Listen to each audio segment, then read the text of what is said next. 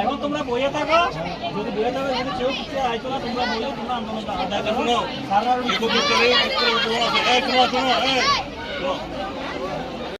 নইলে বিক্ষোভ চলছে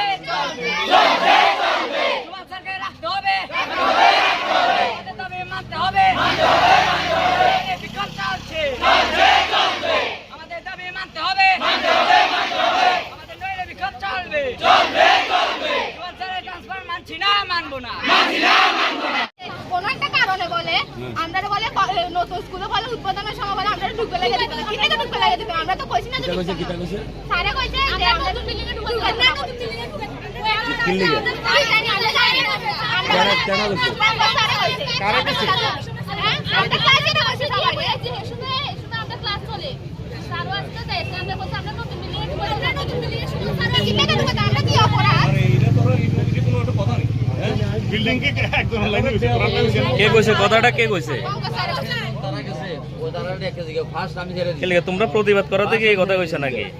না আমরা এমনিই কইছি আমরা জানি না কি কারণে কইছি আমরা প্রধানে তোমরা কইছেনি কথাটা কে কইছে কবে না তোমরা তোমরা কোন না আচ্ছা ঠিক আছে, তোমাদের অনেকগুলো সমস্যা আছে এই স্যারের লইয়া অনেক মানে স্যারের ছাত্রা কবিটা তোমরা চাও তো আমি জবাব করে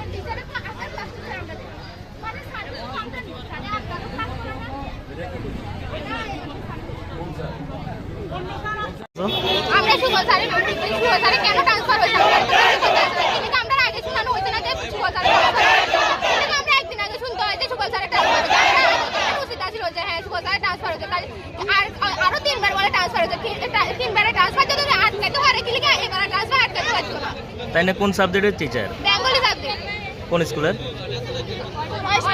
স্কুল। এখন তোমরা কি চাইতেছো?